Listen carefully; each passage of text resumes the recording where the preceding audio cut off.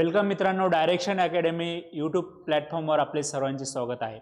मित्रांनो, आपल्याला माहित आहे की येणाऱ्या कालावधीमध्ये आरोग्य विभागामध्ये विविध पदांची खूप मोठी संधी आपल्याला सर्वांना उपलब्ध होण्याची शक्यता आहे आणि अनेक सर्वसेवेच्या जाहिराती सुद्धा येण्याची शक्यता आहे, जसे की तलाठी, नगर परिषद भरती, त्याच पद्धतीने हायकोर्ट भरती सुद्धा सध्या चालू आहे। तर आपण विविध पदांची जी काही आपण अभ्यासक्रम बघणार आहोत, त्यासाठी आपलं यूट्यूब चॅनल सबस्क्राईब करा आणि तुमचे काही शंका असेल तर आमच्या यूट्यूब चॅनलला कमेंट करा, त्यांची शंका निरसन आम्ही लवकरच करू। मित्रांनो, आपण मागच्या व्हिडिओमध्ये काही व्हिडिओमध्ये बघितलं आहे की आरोग्य विभागामध्ये कोणकोणती पदं असतात, आरोग्य विभागामधील पदांची पात्रता काय असते आणि विशेष म्हणजे आरोग्य विभागामधील कोणकोणत्या विविध संधी आपल्याला उपलब्ध होतात, या सर्वांची माहिती आपण डिटेल माहिती आपण घेतलेली आहे। तर आपण आज जी सिरीज सुरू केलेली आहे ती आहे आरोग्य विभागातील विविध पदे आणि त्यांचा काही टेक्निकल सिलेबस जो काय असतो त्याबद्दल आपण डिटेल माहिती घेणार आहोत।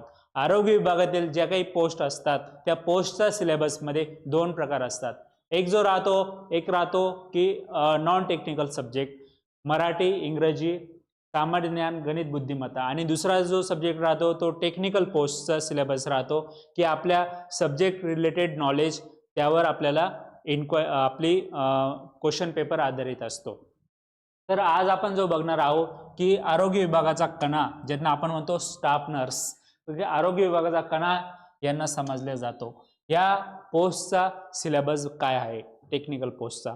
तर या पोस्टमध्ये साधारणतः दोन प्रकार असतात। एक जो राहतो तो नॉन टेक्निकल। मित्रांनो, नॉन टेक्निकलच्या याच्यामध्ये आपल्याला माहित आहे मराठी हे 5 गुणांसाठी असतं, इंग्रजी सुद्धा 5 गुणांसाठी असतो, गणित, बुद्धिमत्ता 5 गुणांसाठी, सामान्य ज्ञानावर प्रश्न विचारतात हे 5 गुणांसाठी, असे हे एकूण 20 गुण या आपल्या नॉन टेक्निकलसाठी विचारण्यात येतात।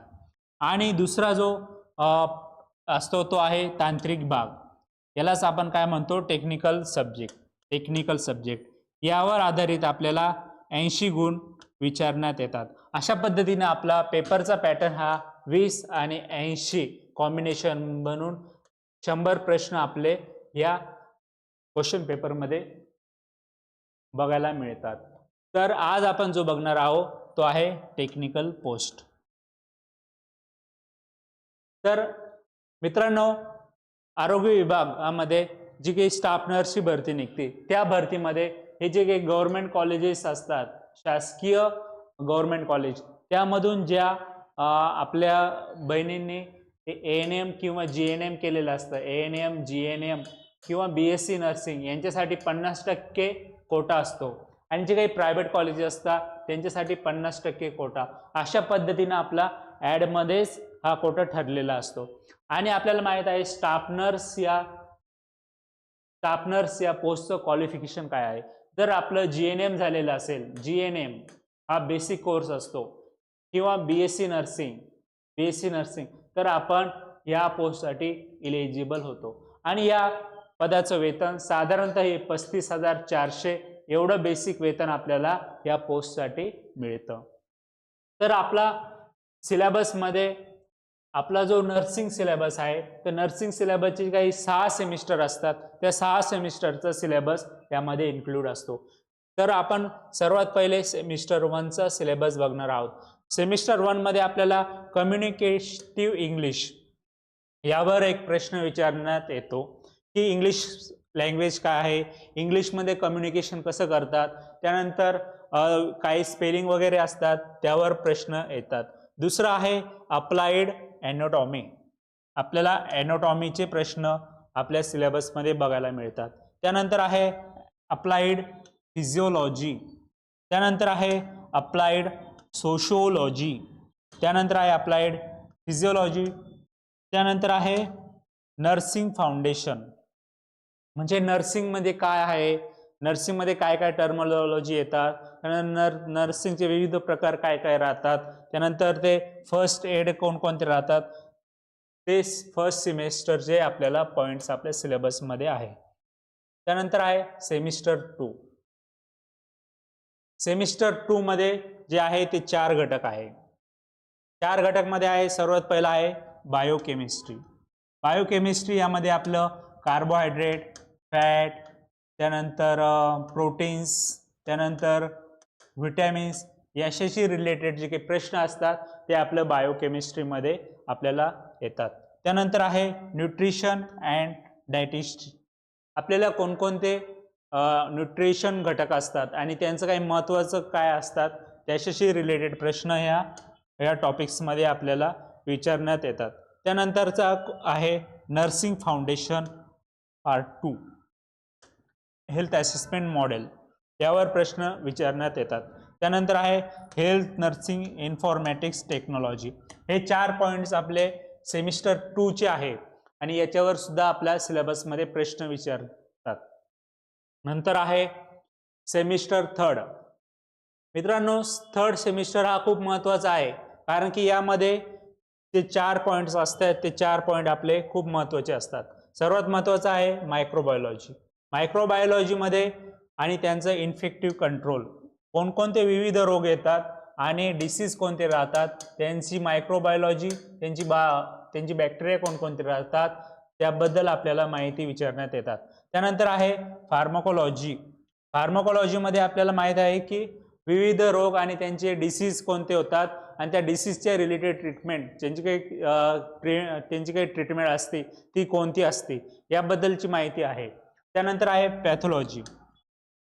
पॅथॉलॉजी म्हणजे एखादा रोग कशा पद्धतीनं होतो आणि त्या रोग होण्याच्या पद्धती काय राहतात आणि ते आपण कशा पद्धतीनं प्रिव्हेंट करू शकतो, त्याला आपण पॅथॉलॉजी म्हणतो आणि याच्याशी रिलेटेड प्रश्न आपल्या सिलेबसमध्ये आहे. त्यानंतर आहे ॲडल्ट हेल्थ नर्सिंग. नर्सिंगबद्दल सुद्धा प्रश्न आपल्याला विचारण्यात येतात.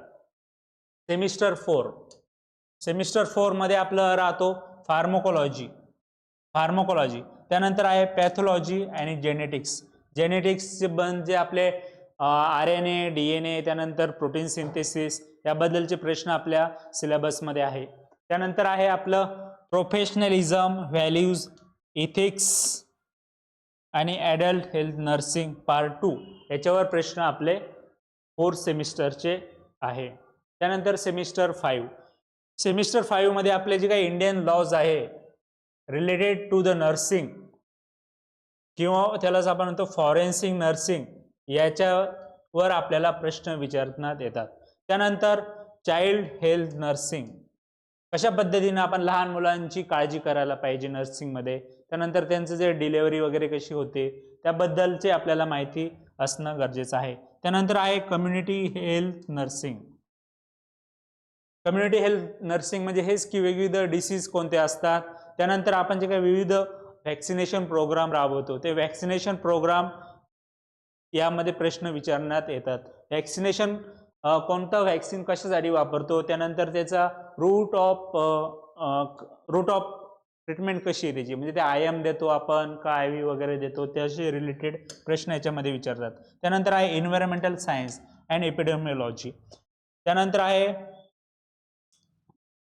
Course of instruction. त्यानंतर आहे की नर्सिंग एज्युकेशन. ओके, हा एक पॉईंट आहे, educational technology and nursing education. म्हणजे काय की नर्सिंग एज्युकेशनमध्ये कोणकोणते कोर्सेस असतात, त्यानंतर त्या टेक्निकल बॉडीज असतात, त्यावर आपल्याला प्रश्न विचारण्यात येतात. त्यानंतर आहे मेंटल हेल्थ नर्सिंग. त्यानंतर आहे सेमिस्टर 6 चाइल्ड हेल्थ नर्सिंग. त्याच पद्धतीनं मेंटल हेल्थ नर्सिंग पार्ट 2. त्यानंतर आहे OBG म्हणजे काय तर मिडवाइफरी ऑब्स्टेट्रिक्स अँड गायनेकोलॉजी. त्यानंतर आहे nursing first, include the SBA modules, nursing management and leadership. मित्रांनो, कोणत्याही हॉस्पिटलमध्ये सर्वात महत्त्वाचं जे आहे की ते आपल्याला पेशंटला हँडल करता येणं गरजेचं आहे. तेव्हाच आपल्याला त्यासाठी लिडरशिप स्किल वगैरे काय असतात, हे कोणकोणते महत्त्वाचे असतात, यावर सुद्धा आपल्याला सिलेबसमध्ये प्रश्न आहे. त्यानंतर आहे सेमिस्टर 7 मध्ये कम्युनिटी हेल्थ नर्सिंग पार्ट 2 हा आपल्याला सिलेबस आहे. त्यानंतर OBG यावर सुद्धा सिलेबस आहे आणि नर्सिंग रिसर्च अँड स्टॅटिस्टिक्स यावर सुद्धा आपले प्रश्न विचारतात. नर्सिंग 1 and 2 हे सुद्धा कोर्समध्ये आपल्या इन्क्लूड आहे.